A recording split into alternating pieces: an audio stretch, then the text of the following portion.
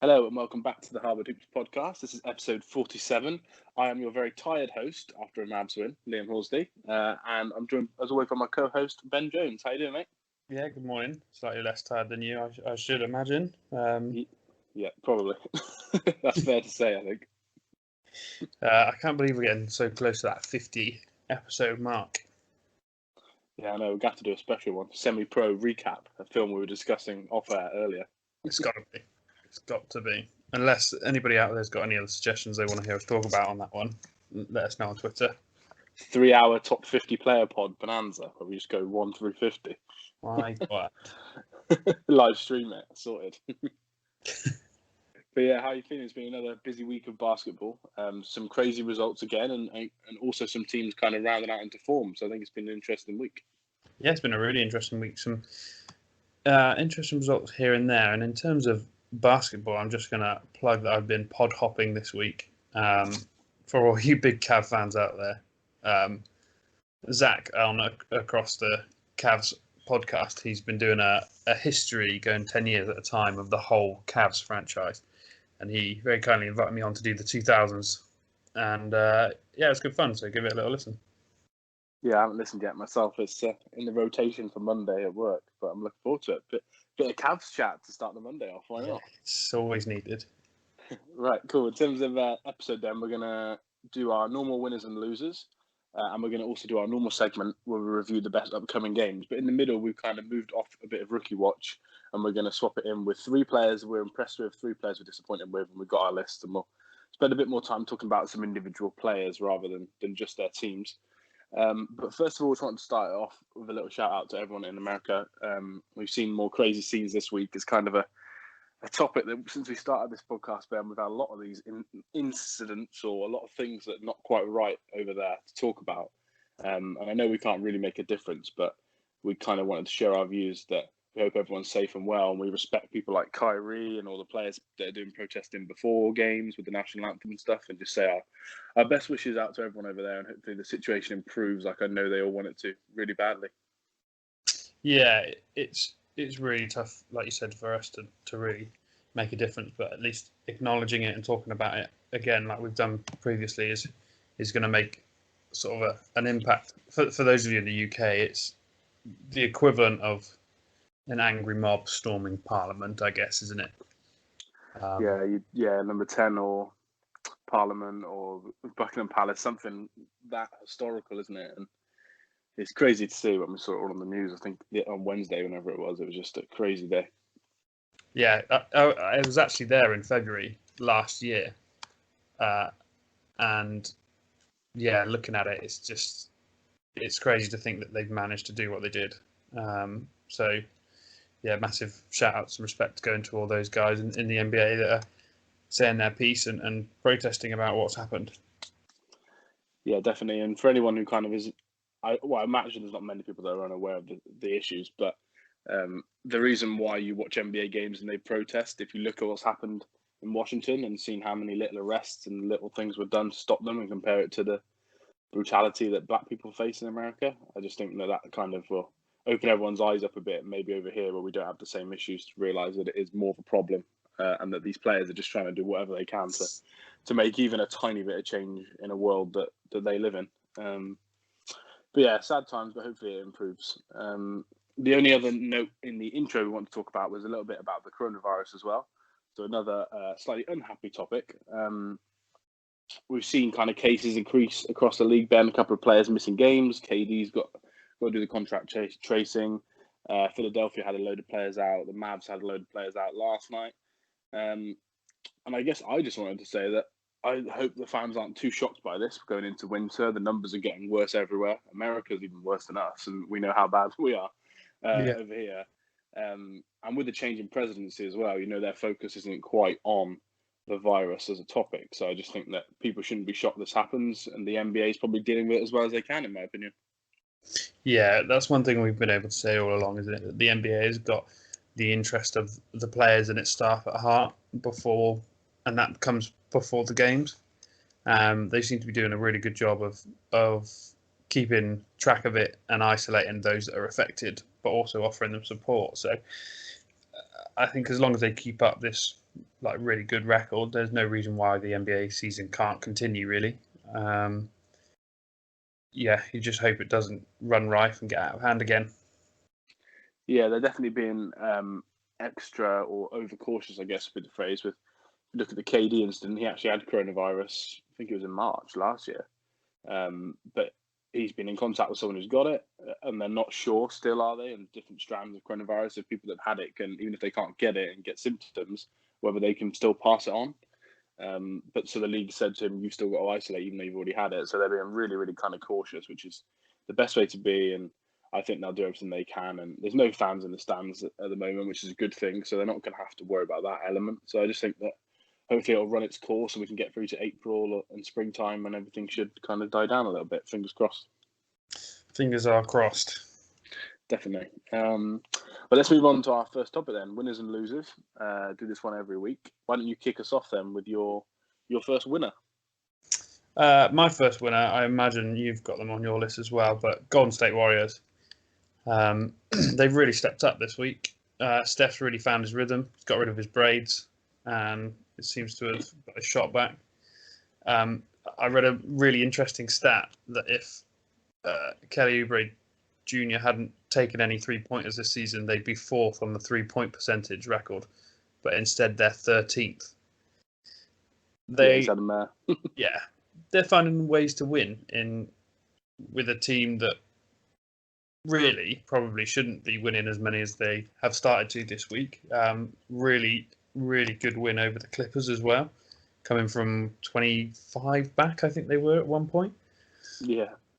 It's just crazy game that was. Yeah, can they keep this consistency now, and can Kelly Oubre find some form to contribute to the team? Because Andrew Wiggins certainly has been adding in a few points and rebounds and bits and pieces here and there on the defensive end as well. So, Golden State really impressed me this week. Yeah, Wiggins has done well. They're not on my list because I thought of four, so I've got three different to you. But yeah, they were definitely in consideration. They've done really well. And my boy Draymond Green, since he's come back, the starting five's PER has improved. Him and Steph's plus minus is crazy high. They're like top four in most defensive metrics with him on the court. So that was kind of a bigger miss than people thought. And Wiggins and Wiseman are kind of contributing nicely, especially Wiggins on the offensive end. But he looks like he's buying in on D as well, which is kind of all you want really for someone who gets paid that much money and has that sort of athleticism, but maybe doesn't put it all together very often. Yeah. But yeah, my guy Kelly Oubre, who I was a very big fan of that trade, is not doing too well. He had a 4 for 6 night from three against the Kings, and I thought, he's turned it around now because he is the 34% career 3-point shooter, or last season, sorry. But no, he hasn't put it together. He's still not together at all. They don't even leave him out there now in the fourth quarter. They go with like Damian Lee or someone else off the bench to finish the game just because they don't want that awful shooting out there. That's going to be an expensive mistake at the moment. My first winner, I'm going to go with the team we spoke about before. I'm going to go with the New York Knicks. They lost the other night to take their record back to 5-4. But I just want to acknowledge them one more time with the start they've had and the fact they had that huge win against the Pacers where Austin Rivers was kind of trying to look a bit like a Steph Curry, hitting step back threes. I just thought it was funny, and it was a fun week as well because he had a bit of an Instagram story about his girlfriend not liking him going to the gym with his friends. He's saying like the team want to get extra run in, but she won't let me go. And then he was doing like another Snapchat story saying, I've snuck out, I'm at the gym, and you can see him, he's in the Knicks training facility. And then the night after, they won against the Pacers, and he scored I think it was 13 or 15 points straight in the fourth quarter. So I just think it's a fun team with a fun story. And they're 5-4, and we've said before that they could lose a lot of games. We're aware of that, but their win total was 21 or 20.5. And they've already got 5 wins. And they haven't had the easiest of schedules. They haven't had a hard schedule, but they've had a very mid-of-the-road schedule by league standards. So there's still a chance for them to improve that record as some of the games get a bit easier. So I just wanted to shout out the Knicks again. Shout out Mr. Austin Rivers for his antics on Instagram. I found it very funny. Yeah, it's definitely been a more enjoyable team to watch this year as well. Unfortunately, they've had that injury to Alec Burke. I think it...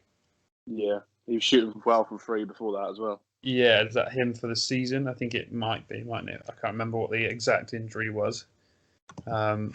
but that's a shame because he was playing super, super well, especially if you look at his box score across the last couple of games. He's doing absolutely everything. So it'd be interesting to see who they use to fill that void. I like Emmanuel Quickly, their rookie point guard. I think him and RJ Barrett are kind of two of the players that are doing well under Tibbs in terms of the youngster players. A lot of the vets are playing good minutes still.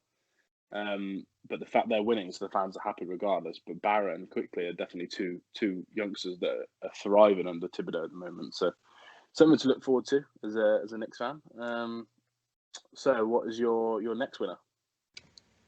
My next winner is... Hold on, phone's been slow. I've got the Orlando Magic. I think they need some love here. They are doing extremely well this season. Winners last night, were they? Go on, the boys. Yeah, well, that aside. They keep getting, again, another team sort of struck with injuries here and there. They've had Markel Fultz now go out for the season. But that was sad. It's very sad to see that, wasn't it? Because he was playing so well as well. But they're 6-4 this season so far. A team that if you listen back to our predictions, I didn't imagine much from them this year. But they seem to always find ways to win games. Vucevic is just insane. He's so underrated, I think, as a big man. He's a decent shooter. He's always getting those double-doubles. He always tries to get his team involved. Aaron Gordon's hit and miss. But the rest of the team seem to be really, really stepping up. So Orlando Magic I've got in there for my winner this week. Yeah, it's been a very sort of typical Magic start to the season, really. Overachieving expectations.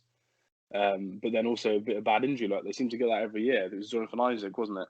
Yes. At the start of last year. But I think he tore his ACL as well. So that's two youngsters that they've re-signed now. Fultz has been re-signed and Jonathan Isaac to 4 5-year contracts. And it just sucks to see them go down for the team and for the fans, really. But they've overperformed most expectations. They've actually had a hard schedule overall. And they've won some really tough games against some good teams. So, yeah, shout out to them. They're a team, I think, that are just going to... There's just no way they won't be in the top 10 of the East. At a minimum, which gets you a chance at playoffs again, which I think could be 4 or 5 years in a row they've had a chance at playoffs coming into the last few weeks of the season. So, yeah, impressive start by them. My next team leading on well from that is the Dallas Mavericks, who beat the Magic last night, 112-98, through another Luka Doncic triple-double and a bit of Tim Hardaway shooting. We both listened to the No Dunks pod, and they had Tim Hardaway as one of the next candidates to get a 50-point game. And there was one point at the start of the third, I was like, oh my God, he actually could get 50 points. But then they took him out for a breather, and then Luka kind of took over a little bit, and he ended up on 36. But one of the best winning streaks in the NBA now. They're joint second with 3 wins in a row, up to 5th in the West, 5-4, very close to that sort of 3 seed level where me and you saw them competing for at least before the season. Porzingis travelled with the team, and he's scrimmaging now in 3-on-3s and 5-on-5s with the younger players. So that's a positive sign for them. And Luka Doncic is kind of looking like an MVP candidate already with his 20. He had a 20-point triple-double last night. He's had a 38-point near triple-double, 1 rebound short. He's had a 36-point near triple-double, 1 assist short. I think he's 4th in the league in scoring. So for me, very impressive, good week, and they've got a real nice run of games coming up now with a lot of Eastern Conference teams, which is kind of where you want to thrive if you're a West team. If you've got to go across to the East and win some games to stay ahead with the teams like the Lakers that kind of beat up on all those average teams. Yeah. So yeah, very impressed with the Mavs. They were very good last night, and the win against Denver in overtime was insane. That was a very special game. So yeah, they were my second winner. Nice. My final winning team is the Phoenix Suns. Again, good. Another team that seemed to be ticking along nicely, sort of not making headlines, but they're top of the West at the moment with a 7-3 record. Devin Booker has been lights out as per usual. Chris Paul has been contributing quietly, I think, more behind the scenes, I'd say, than actually on court. His numbers look solid, but not sort of all-star. 13 points, 8.5 assists, almost 5 rebounds as well. But I think the influence he's having behind the scenes and in the locker room is got to be sort of something you can't really count for. Yeah, I agree. He's probably coaching those young players all the time. Yeah. I can't believe he'd ever let up. Jay Crowder's had a good week for them as well. He's a real good 3-and-D guy for them. I think Mikal Bridges scored like 20 odd points last night as well, or night before. Yeah, exactly. He's had a great week. Yeah, he's got 34 points in 35 minutes when they beat the Pacers. So that's a huge performance from a young player there. When you can get that performance off your fourth or fifth best player, you're kind of doing well, aren't you, as a team like the Suns? Yeah, and I can't see this completely falling off the edge of the cliff either. I feel like they're going to carry this through for a bit longer. So hats off to the Phoenix Suns. Can you see them, at the moment, it's very early, but do you see them being higher in the West than you thought, like a top 4 seed in the West, or you think that they'll round out a little bit and finish 6, 7, 8, 9, where we kind of thought they would? Yeah, I still think they'll finish sort of 5 to 8, somewhere in that bracket. But if you'd have asked a fan before the season if they'd take that, they would have said yes. 100%, definitely. Playoff basketball's playoff basketball, isn't it? No matter what position you get. Yeah, correct. Especially for a team like that that struggled and kind of built this amazing young core up over a long period of time. Yeah, I'm sure their fans are absolutely buzzing. Cool. Well, my last winner then is the Boston Celtics. They lead the NBA with the longest winning streak. I believe it's 4-game winning streak at the moment. They're ravaged with injuries, and they play tonight, I believe. We recorded this on Sunday. They play tonight. And I'm not sure that winning streak will continue with the amount of COVID and sort of injury scares they've got at the moment. But they played really well again. Jaylen Brown looks like a machine. Peyton Pritchard off the bench even hit a game winner this week, which is crazy to see for a rookie. yeah. And they just really impressed me. And they started a little bit slow, but like we said before on every podcast, it's so early that this can change very dramatically, and it has. They've gone from the 9th seed to the 2nd seed in a 4-day window or 5-day window with those 4 wins. And they just look good for me. They're tied with the 76ers for the 1st seed. You had them as the 1st seed. I had them as the 2nd seed, and for me, that looks spot on right now. And Brown's just impressed me even more than I thought. Tatum's not been the level necessarily for an MVP candidacy that I thought he might be, just with how good the Celtics will be. But Jaylen Brown looks really good, and Marcus Smart, as always, looks really good. And I believe, similar to Porzingis, that Kemba Walker is scrimmaging again now and can kind of come back and add another option to their team. So, yeah, a good week for the Celtics, I would say. Yeah, things are starting to look up, aren't they? And I'm with you on that. I thought Tatum was going to be above and beyond sort of the most obvious leader on that team and MVP candidate. But Jaylen Brown's really been holding his own this season. They are a dangerous duo. He is a very underrated defender. I think he's a Defensive Player of the Year candidate. Maybe not necessarily this year, but in the future. The issue with that award is it seems to always go to a big. But if you look at the final 4 or 5, it wouldn't shock me if Jaylen Brown is on that list come the end of the year, because defensively he looks a monster at the moment. Yeah. I don't think they'll trade him for James Harden in the James Harden trade. I don't think they'll do that trade at all, personally. But we shall see. He hasn't been traded yet. We've done a lot of pods where we talk about James Harden and nothing's happened. So, yeah, that's very typical. Yeah, it's about right, isn't it? It is, yeah. Let's move on to some losers then. I'll kick us off on this one. I'll start with the Hawks, a team that has been on our winners list previously. They've lost 4 out of 5 games now, and they've kind of come back down to earth after a very good start. And they're not looking like a top 4 contender in the East at the moment. A lot can change. Their defense is awful. The coach as well. There's a lot of rumours about the coach, Lloyd Pierce. Their scheme's not very good. And John Collins and Trae Young apparently had a bit of spat in a kind of film review after a loss. John Collins wasn't happy with Trae Young and the kind of style he's playing at the moment. So there's a lot of things going on at the moment with the Hawks. Not a lot of them are good. And even though they've probably had their best start to a season in years, I think they're underperforming and they don't look as good as I thought they would. So, yeah, the Hawks are my first loser of the week. I can't believe when I watched their highlights and looked through how little they utilise some of the weapons they've got. Like Bogdan Bogdanovic has done hardly anything since moving to the Hawks. Whereas, before this season, he had teams fighting for him and what he can do. and it's just not showing at the moment. And for me, it's not because he's less talented. It has to be something to do with, like you said, the coaching system, and perhaps it's not working for everybody involved. Maybe they have too many players trying to contribute. I don't know what the full answer is, but they do need to find a way for them to balance this roster and work better together. Yeah, get more people involved. But I listened to the Ringer NBA show, and Chris Vernon was saying it's hard to kind of put numbers on this, but when you're a team that's lost so much, and you're a player that's had the ball in his hand and dominated every game forever, including college, like Trae Young, it's hard to get out of those habits. And it looks like Lloyd Pierce's coaching and his habits together are kind of leading to an offense that maybe doesn't get everybody involved in enough. And I think you're right. Bogdanovic and Gallinari are two prime examples of that. John Collins kind of does benefit on some lob plays and stuff, but even he was unhappy with that performance in that one game. And they even lost to the Hornets. I don't know if it was last night or the night before. That takes them down to 4 losses in a row, and they've got 4-5 records. They're under 500 now. They're out of the top 10, even though at this early stage. But yeah, not good for the Hawks. You're starting to find this more recently, I think. There's a lot of score first point guards out there that kind of need another point guard running alongside them to then get the others involved when they're not handling the ball or when they need a break from trying to score and stuff like that, which is, I think, why they signed Rondo, to have that defensive aspect and to have somebody else to share the ball. But obviously, he's been injured and not playing.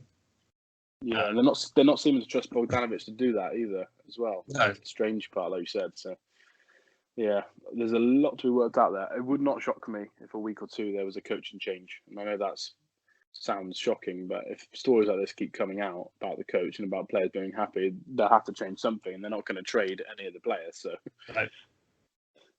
Cool. Who is your first loser of the week?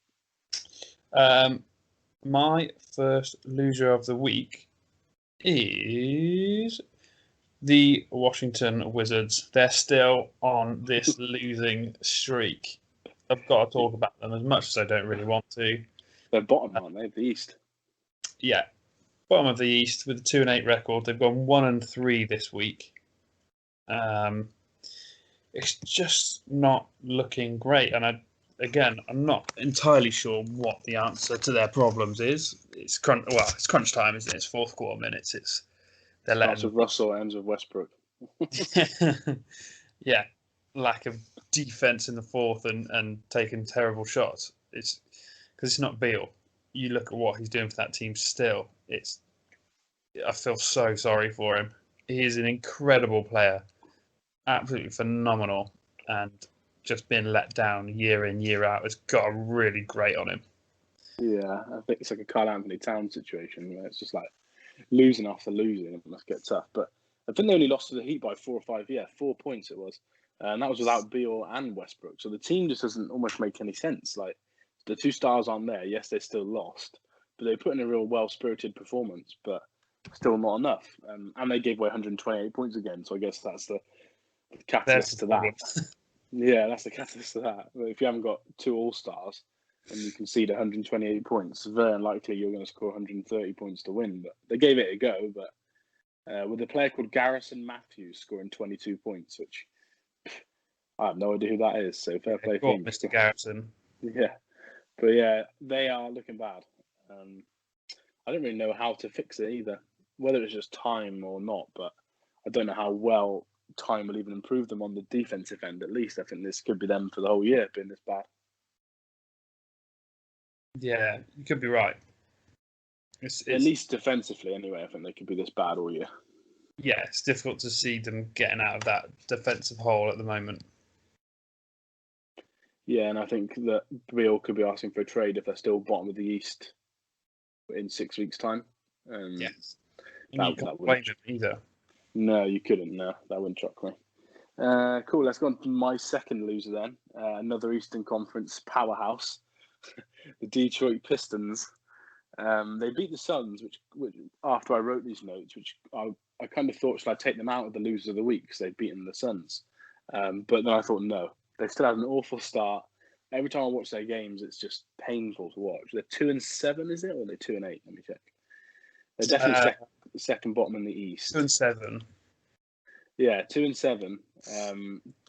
Blake Griffin, who was looking good in pre-season, is not looking good at the moment, which is really sad to see. Actually, it looks like he might be done. To be honest, um, it looks like it could end up being a Carmelo sort of quick decline, where he went from like a 30-point a night or 25-point a night scorer, even in a bad team, but looking quite good.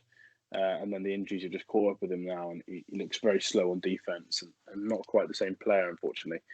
And Killian Hayes, I believe, is out for the season, which is a shame. The point guard, the rookie point guard. Yeah. They don't look good for me, and we kind of had them as second worst record in the East, behind ahead of the Knicks. Sorry, who's only like they're going to finish down there. But I still think the Pistons are going to be in that range of either 14th or 15th in the East, which is great for draft stock, which is kind of where they want to be. They actually want to lose. It's not bad for them to lose long term, but you still can't not put them on the losers of the week with the way they're playing. It's impossible for me. So, yeah, not good. And I think this is where they're going to finish come the end of the year, personally. So that's my thoughts on the Pistons. As well, things would be even worse for them this season if crowds were allowed in, because they had one of the second poorest attendance in the league last season, as it is. Yeah. And with Rose and Griffin not playing well, an injured rookie point guard that was going to do things for them, it doesn't look any better this season as it did to last season. But like I said, all the Piston fans out there have got to think long term with this. You know, I hate to quote another team, but trust the process. And yeah, Cade Cunningham will be the first pick in the draft, and he's very good. And there's another team on my list that will also be having a chance to pick him if they carry on. I think the Pistons, they need to think that. But as a fan, you know this as a Cavs fan, and I've spent a lot of time watching Carmelo playing for the Knicks. Even though the long-term goal is in your head, it's still hard to watch every night when it gets to that point and you're like 8 losses out of 9 and playing awful on defense, not scoring any free. You know, that sort of feeling when you're watching a game and you've stayed up. Or even if you're in America and you've not stayed up, I think that it's hard to kind of think long term when you're watching the games live.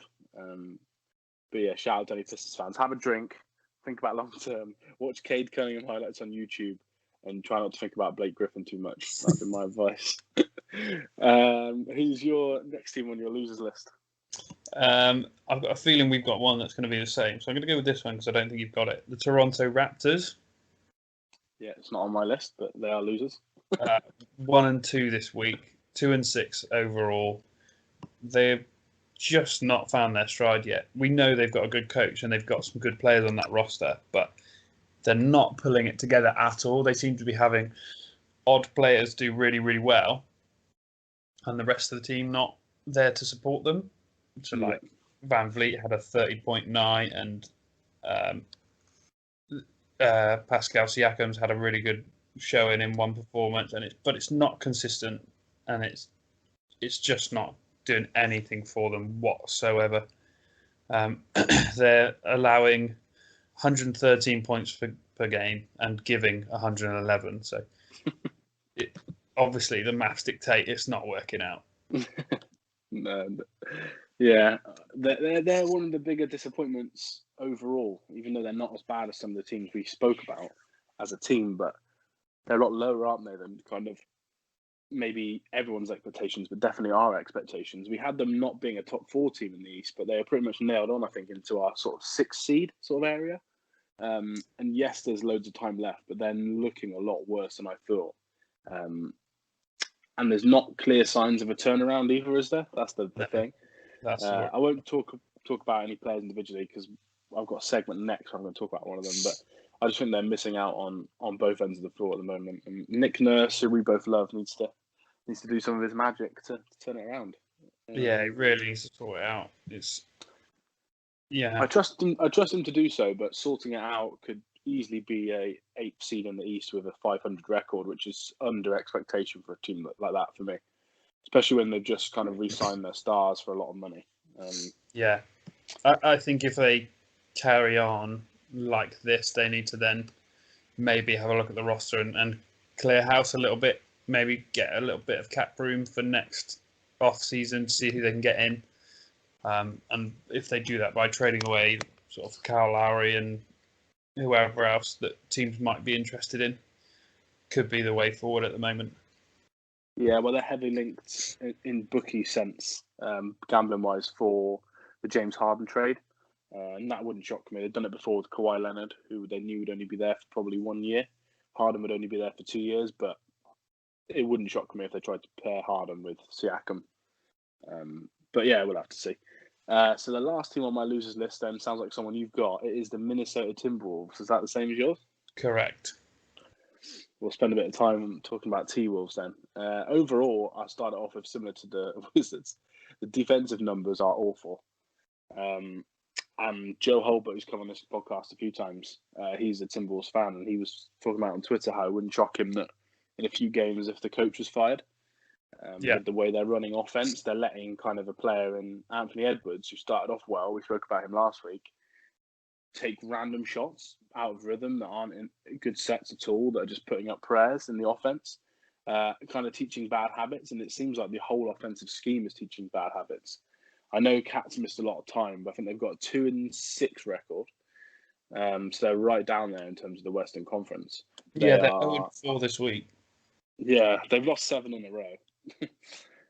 So that they must have started 2-0. They've lost 7 in a row, bottom of the West. I know Cats missed time, but they just don't look right for me. The offensive scheme strains. Anthony Edwards and Ricky Rubio coming off the bench at times rather than starting. Like, why are you not starting Ricky Rubio? Seems a strange one to me. I know it's not all about starting games, but clearly something's not working in the rotation if you're losing 7 games in a row. So yeah, I'd be worried. What are your thoughts on the Timberwolves and where their issues lie, and can they turn this around? Yeah, it's frustrating for them that Cat's missing more time. He does always seem to be injured every season, but it's happening across the league, whether it's injuries or illness. Key players are having time off, and teams are finding ways to win. The Timberwolves need to do the same. When we were talking about the Hawks earlier, and I said about teams have got score first point guards, and they need a sort of distributor alongside them. That's why they got in Ricky Rubio. D'Angelo Russell isn't a pass first point guard; he's a scorer. So they brought in Ricky Rubio to distribute the ball and get other players involved. And if you're not playing him, how's that going to happen? You're not going to get the rest of your team involved. And we knew the Timberwolves weren't going to be good defensively going into this season. So they need to be good offensively. And they're not even doing that at the moment. Their opponents are scoring on average 12 more points than them every single game. It's a lot, isn't it? It's bad. That's really bad statistic-wise. It's really bad. It's terrible. And all right, Karl Anthony Towns only played 3 games, but you need to step up and find a way to cover that scoring gap. One thing I wanted to mention with this team as well, they've got this sort of the trade they did with Golden State for Russell. It means their draft pick for next year is actually with Golden State, but it is protected for picks 1 to 3. So they need to be this bad and finish down there. Hope the lottery balls fall right for them and they get 1, 2, or 3, and then they can stay with them and they can add another piece to this kind of very talented team that's not doing a lot. Which is strange, really, because they're going to have like 4. Because Towns was the first pick in the draft? Yeah. Russell was the second pick in the draft. Anthony Edwards was the first pick. And if this pick falls to them, they'll have another first, second, or third pick to kind of put on a starting 5. Wow. So there's no excuses really at that point. Like the coach, any coach who's in will have enough talent to at least do something on that roster. They gave Beasley that contract that we were kind of sus about. So he's another kind of young prospect they've added to that team. Ricky Rubio, I think, was a 3-year deal, so he'll be there in that time. So for me, there'll be no excuses at that point. But my worry for them is, what happens if they are this bad, but Karl Anthony Towns, as we know, is so good, they win a few games, they end up finishing with a 4th or 5th draft pick, and that goes to the Warriors, and they can't even improve their roster because they haven't got any cap space next year. This would kind of be their team for the next 2 seasons in that case, and the Warriors would get another top 5 pick in a year where that's really impressive, and this is a Western Conference rival for you. So yeah, I don't think it looks great. They almost need to keep losing, but their fans probably want to finish 10th at least and get in the play-in tournament. That would probably be my thoughts. Having 2 all-star potential players in my starting 5, I'd want to finish 10th and have at least a chance of a playing game. But then you're definitely going to give away that draft pick. So I think they're in a tough position. Yeah, they're in a really tough position. They've kind of backed themselves into a corner here. And They haven't got a second round pick either, by the way, because that goes to the Warriors. So oh boy, they've yeah, they really backed themselves into a corner. And just to add fuel to that fire of high picks, Ricky Rubio was the 5th pick in the 2009 draft. So they love a high pick. They love a high pick. It does seem like a coaching change may be imminent if this continues over the next month or two. You never want to see people lose their job, and I think there is something to be said with consistency in the league. Like, not swapping your coach every 5 minutes can kind of develop a roster, but sometimes that you have to have the right coach to give the right coach a chance, if that makes sense. Like, I don't think every coach should be giving extra time just because that can sometimes help. I think if the kind of errors are that obvious as someone like Joe watches this team every week, I think there must be something to be said for that. But yeah, we'll see. I just think for them, they either need to be the worst team in the league or they need to try and get into the 10 or 9 seed, because otherwise the Warriors are going to have their 4th or 5th pick and it'll be a disaster. But we'll wait and see. Still a long time to come, and hopefully Cat can turn it around for them. I love Cat as a player, so we'll have to see. Cool. Let's move on to our next segment then. 3 players we're impressed with and 3 we are disappointed with. I'll kick it off talking about a man close to my heart, Mr. Luka Doncic. He's he was second on this list really, but I have to go with him first after last night's game. I think he's 29 points a game nearly, 28 points a game, 9 rebounds, 8 assists. Like I said earlier, he's had that 38-point near triple-double, 34-point near triple-double. He had 2 triple-doubles already this season.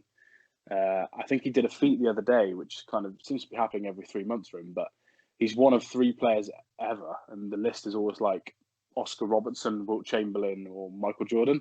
And it was something like 35 plus points, 10 plus rebounds, 10 plus assists, and 5 steals. That's been done like twice ever, and he's done it. Like, he seems to be breaking these records all the time. He's not even 22 yet. We just turned 22. Kind of getting into shape a little bit after a slow start to the season for him. And I've just been really impressed with the Donch. So I'm going to go with Luka Doncic doing well. And as Porzingis comes back, his assists will only rocket up because he just finds Porzingis for those open threes that we all know Porzingis loves to shoot. And his assists seem to skyrocket when Porzingis plays. So, yeah, good week for the Doncic. And he's kind of right up there with the MVP vote for me so far. Top 4 candidate at least. So, yeah, he was my first one. Who's your first person? I'll piggyback on that. I had Luka down as well. He's been phenomenal this week. He's been playing so well. And he's the reason the Mavericks are getting the wins at the moment. He's carrying that team, obviously with odd contributions here and there from your Tim Hardaways and other people. But he's been fantastic this week. So, yeah, my hat's off to Luka Doncic as well. He is an incredible player, an incredible talent, and is only just going to keep getting better and better and better. I can't wait to see what they do when Porzingis gets back. Whenever that may be, probably the end of January. Yeah, I'd like to think. It looks like it'll be this month, which is good. I was looking at some Porzingis stuff the other day, and they kind of use him as like a 2 guard. He takes like 7 to 9 shots, Wow. 3-point shots a game, the most in the team by far. And they kind of just use him in that way. It's like a power forward. He almost plays 2 guard, but just the way he shoots and the way he spaces. He's very rarely under the basket. And I just think that's going to open this team up even more, because when Luka's got even more space to drive, I think it'll be harder to stop them. And last night they won again, like I said earlier, and they were without 3 of their 5 top scorers in Richardson, Brunson, and Dorian Finney-Smith with close contact COVID issues. And they still win a game where they score that many points. They're that efficient from offense. A lot of it is because of obviously Coach Carlisle, but mainly the man Luka Doncic. So yeah, who is your next player on your list? I've got Steph Curry. Same as me. The reason Golden State have been playing so well is because of this man. He starts this week with that 62-point game. Crazy. It's on top of that, he's got 4 assists just to help out. Why not? And 5 rebounds. We'll ignore the 5 turnovers because 62 points makes up for that. He lost it. He was just scoring anything he put up, and if you go back and watch the highlights, he just you just don't think he's going to miss. He's fantastic. Like, even taking that many, he took 31 shots, and he still got almost a 0.6 rating. 18 out of 31, 0.581. It's just phenomenal. 8 from 16 and 3. It's a 50% shooting from 3 is at that rate as well. Is phenomenal. So, wow. And then he goes on for a 30-point game the next game. Yeah, that's good. Is that the second game against the Clippers that you're thinking of? That was Sacramento. Right, yeah. 62 was Portland, then 30 against Sacramento. And the first game against Clippers was a bit quieter in a loss with only 13 points. But that final game against Clippers, 38 points. 11 assists as well. Again, 60% from 3. It's just, he's really finding his stride again, and it's nice to see. Yeah, and he's driving to the basket a lot. Like I said, he was next on my list. So 31 points a game at the moment, 6 rebounds, 5 assists. Like you said, he had the 62-point night and nearly a 40-point night with the 38 points beating the Clippers. And he's just dominating the ball. He's driving to the basket well. He's not just shooting spot-up threes. He's like running an offense like he used to do. And people kind of slated him a little bit before the season, worried, oh, can he carry a team? Can he run a team? But yeah, this is what he's done his whole life before KD got there. Like, Klay Thompson is not a dribbler. He doesn't run the offense. Like, that's Steph Curry's job. And he's just proven to everyone that he's one of the best players in the league. And as someone who has a bet on Luka Doncic to win MVP and Steph Curry to win MVP, this week has been very good.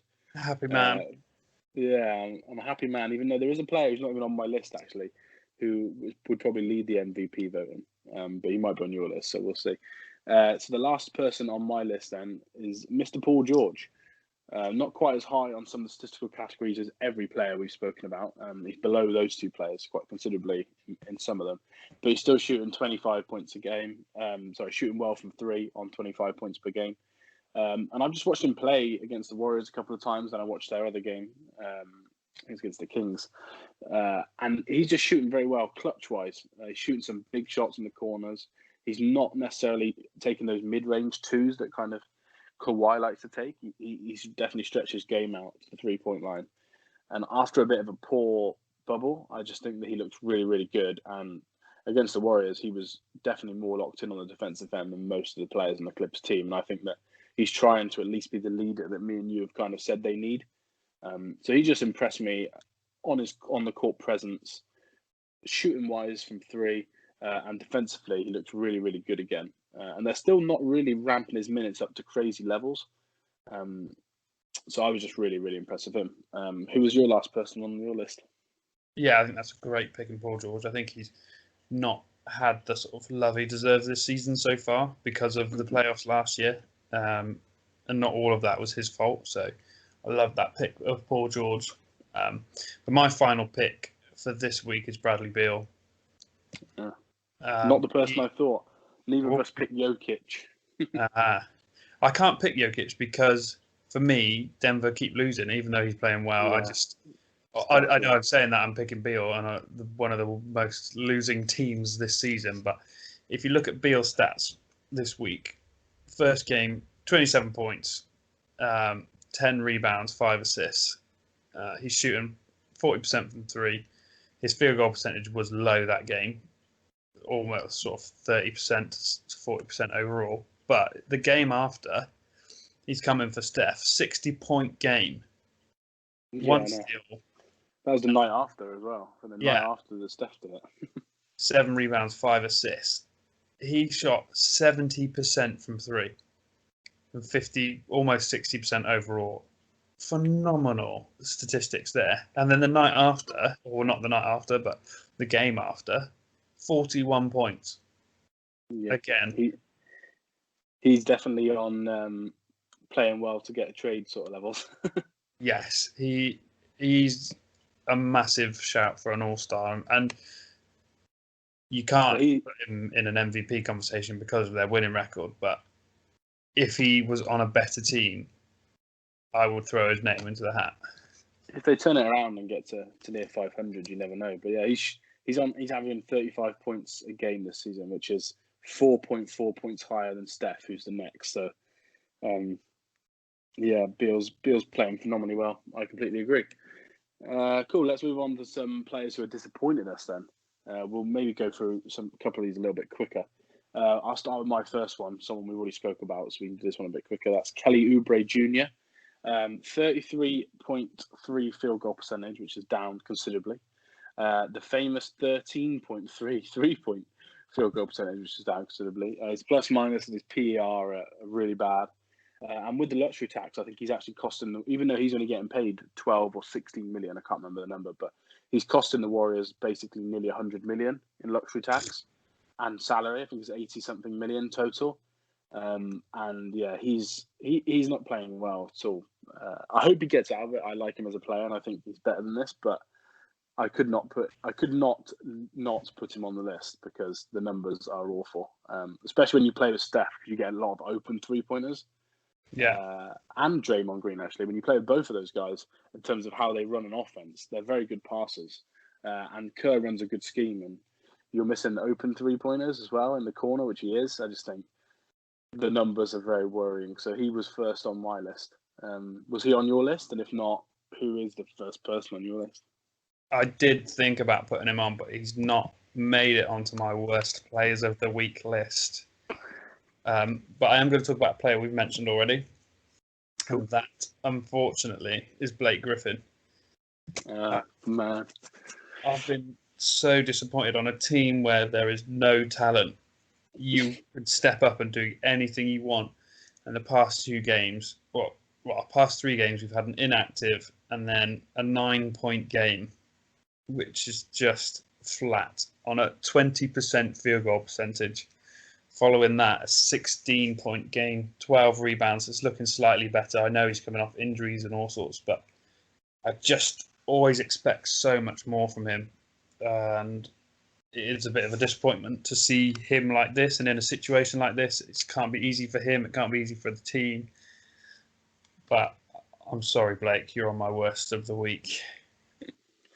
Yeah, that's a good shout. Next on my list is someone at the other end of their career to Blake. It is Pascal Siakam. On the face of it, you think points have gone up. I think his assists have gone up, and you think, oh, he's obviously doing his bit. But no, he's not doing his bit for me. He's down on field goal percentage, down on 3-point field goal percentage, down on PER, down on plus minus, down on true shooting percentage. And mainly it's the fact that he now should be the person to kind of run this team. Yeah. I don't like to compare them too much with the whole fact that they have very similar upbringings and they're very similar in body shape, but he tries to play like a Giannis. But unfortunately, he's only got one move. He hasn't really got any other moves. Teams have kind of worked that out now. And they needed him to take that step up with the amount that they're trusting him and making him kind of the star of the franchise. And for me, he's kind of playing like a third or fourth wheeler, which is what he was the year they won the title. You think that he would have, he kind of did make a step up last year, and you think that would have carried on and he'd be the true leader of the team. But even though he may score the most points on the team, for me, he's still not that sort of caliber player. And I just think that some of the losing kind of contributes to these close games where they don't have someone who can take them over the edge in the fourth. And if he's your star, he needs to be doing that. So he may not be as bad as many players have been this particular week, but I was high on him before the season. I've just been a little bit disappointed. And they've had a bad week as a team. So Siakam makes my list. Yeah, he doesn't seem to have made any progress this off-season, does he? He seems to have come back and still be exactly how he was last season, which obviously wasn't good enough. No, I agree. He needs to add something offensively, which hopefully he does over time. But yeah, I think someone like a James Harden is needed on that team if they want to be a top contender, because they need some sort of more of offensive firepower for me. Who's next on your list? A team from a player from one of your losing teams this week. We've again spoken about him a little already, but Trae Young is on my list this week. Although past 3 games he did have a 31-point game to start with, it was only a +7 in the plus minus. He then follows that up with a 7-point game, 7 turnovers. That's bad for Trae Young. Yeah, 20% from the field, 0% from 3. That is not good at all. A -15 on the plus minus. You don't want that from your superstar who's taking the most shots on your team to come up with a 20% field goal percentage and only 3 assists. Not only are you not scoring, you're not dishing out the ball as a point guard. What is the point in you being on the court at this point, that point of the game? Especially when you're getting torched on the defensive end every time as well. Yeah. Which doesn't help. By Charlotte, of all teams. And then he followed that up with a slightly better performance, making him get a nice big fat 0 in the plus minus with 15 points, only 4 turnovers this game. He's up the assist to 10, but his shooting percentage is still woeful. 0 from 5 for 3, or 5 from 19 overall. What is happening with Trae Young in the past couple of games? You don't see it. You and John Collins both asking the same question there. It's just John Collins is asking it to Trae's face, and it's not going well. Yeah, those numbers are just awful. That's a really bad week. And it's just a clear indicator why they're losing games, isn't it? Not that it's all him, but this week they weren't going to win. If you'd have said that was a stat line for those games, before the games, no one would be betting on a Hawks win, would they? It's just natural. When someone touches the ball that much and they are so bad defensively, they need to do a lot more on offense, which, to be honest, normally he does. He's a player that I'm not as high on as others, but most people love Trae Young. But that is a bad week for a star, kind of all-star level player. He'd want to be in the all-star game this year, for sure. Definitely. But yeah, not great.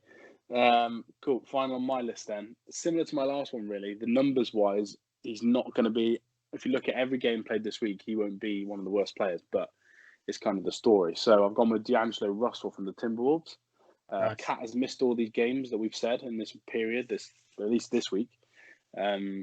Russell kind of hasn't led the team. He's had 2 16-point sort of nights, which is, I'm going to cut it on a team that give up that many points. And the other problem is, defensively, he's one of the worst guards in the league. I think he's third in total defense for guards. He's third worst, with Trae Young being the worst.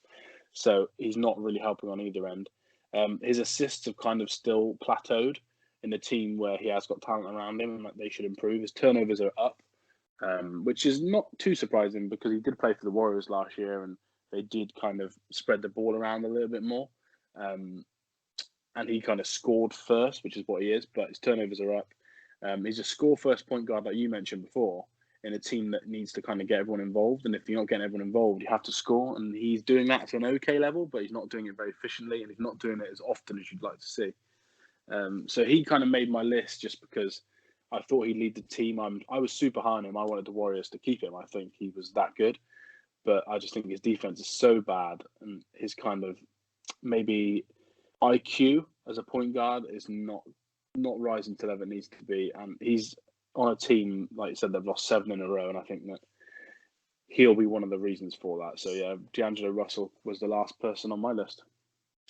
Nice. The final person on my list is on this list for one reason.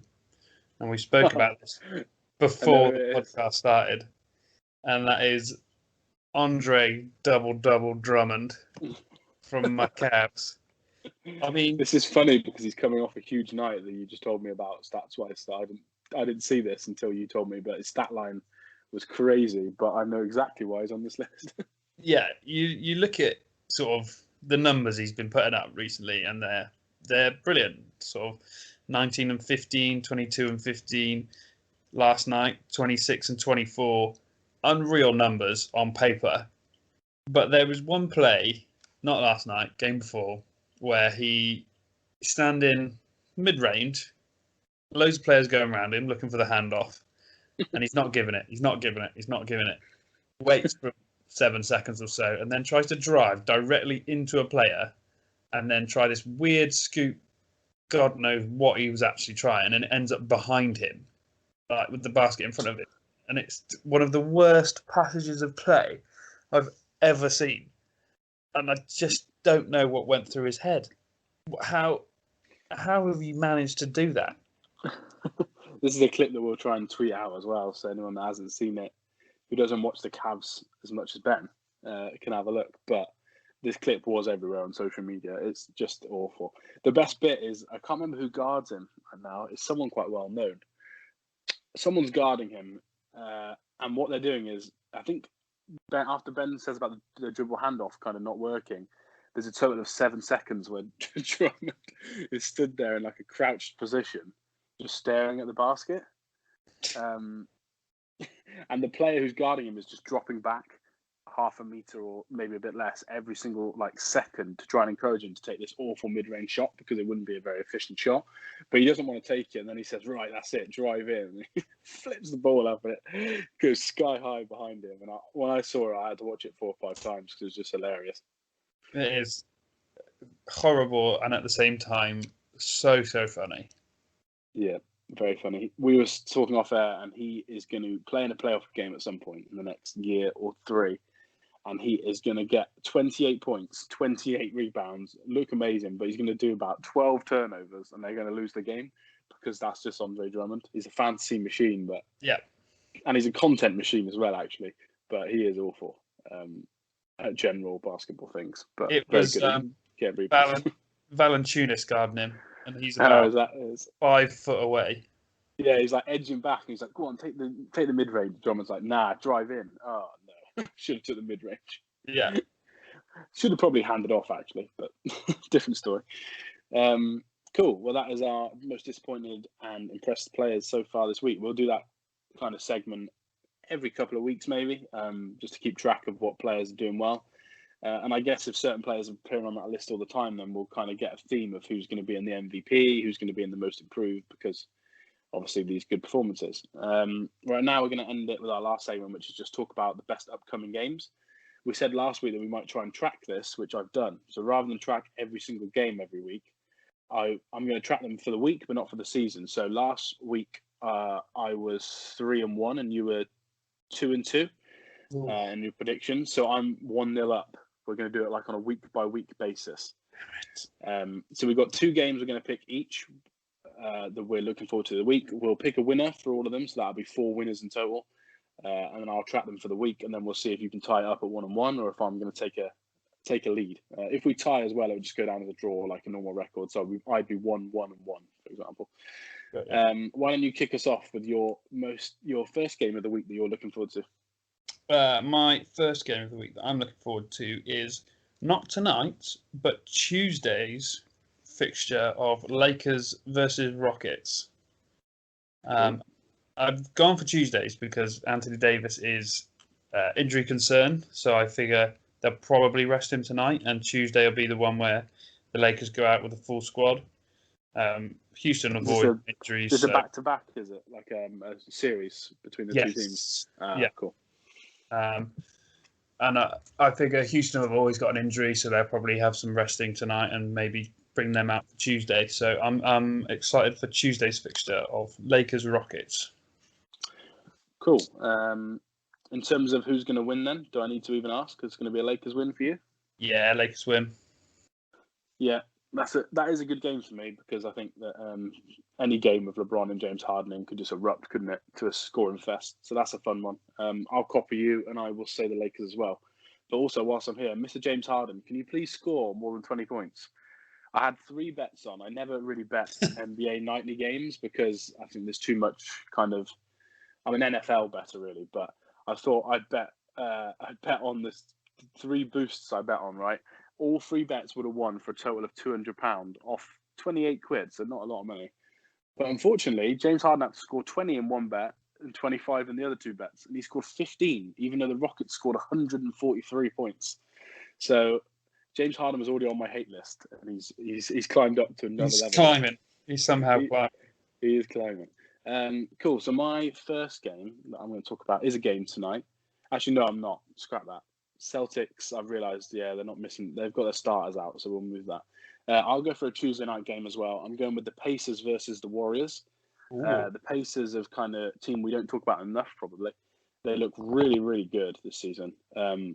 Victor Oladipo is their 3rd best player now with Sabonis and Brogdon, and that is saying a lot. Those 2 players are playing so well, and if he's your 3rd best player, I think as a team you're doing something right. So I haven't watched enough of their games, so I'm looking forward to watching that one in full. And the other side is obviously the Warriors. So everyone knows I'm overly high on the Warriors. Me and Ben both love Steph, to be fair. I love Draymond, so it's a perfect game for me. In terms of who's going to win, I will go with Steph and the Warriors again, even though the Pacers are probably the best team. But I'll go with the Warriors. What about you? Nice. Or it's a very tricky one. I'm going to go opposite to you. Let's make this interesting. Cool. Who's your second game? My second game, I was torn between a couple of games here. But I'm going to go with a game next Saturday to change the days up. I wonder if you might have this one as well, actually. But Mavs versus the Bucks. I think this is going to be a really big fixture. It's two teams sort of lobbying for really working their way up their standings. You've got a great player in Luka Doncic, who's been on form. You've got Giannis, who's been out injured last night with back spasms, but hopefully, I think we'll be back for this one. I think it just makes for an offensive sort of masterclass from both sides. Yeah, I agree. I think this is an offensive game. This was one of my options. I had 4 written down, so we had 2 different ones. But yeah, this is probably for me the best game of the week, arguably. If Giannis is back fit and healthy, and it wouldn't shock me if we even saw Porzingis. He's got another 5 days to scrimmage. He could play 10 or 15 minutes off the bench to kind of get his legs under him. I don't think they'll rush him back in and play him loads of minutes if they do. But yeah, exciting game, isn't it? Mavs fan as well. It's one I look forward to because I think I always like to see Luka versus Giannis because they're the 2 futures of the NBA for me.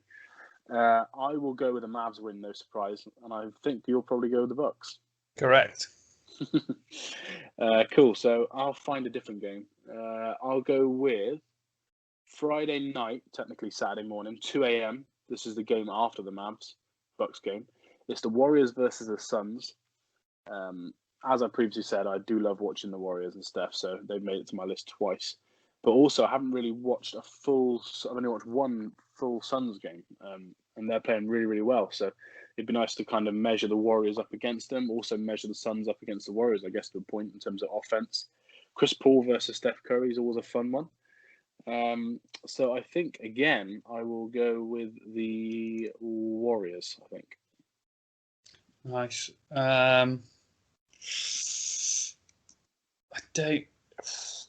Yeah, let's keep it interesting. I'll go opposite to you again on this one. I don't know if the Warriors can keep this streak alive. Cool. So that means this week we have 4 games and we are picked differently on 3 of them. So someone's going to win the week. Actually, no, we could split it now. I said that quite easily. Oh, no, we can't. Sorry, odd number. No, we can't. Yeah. So Lakers, Rockets, we've both gone Lakers. Mavs, Bucks, you've gone Bucks, I've gone Mavs. Pacers, Warriors, you've gone Pacers, I've gone Warriors. And Warriors, Suns, I've gone Warriors, and you've gone Suns. In the notes, I've written Liam chose worries, so maybe I'm technically worried about the week. That's it. It's in my head. The pressure's getting to me with my 1-0 record. But yeah, it should be a good week. I'd like to end this podcast on the nickname I've just found for Andre Drummond on his basketball reference account. Go for it. The Big Penguin. He was playing like a big penguin that night with that the basketball. That is a great place to end it. All we'll ask is to go follow us over at @_Hardwood Hoops.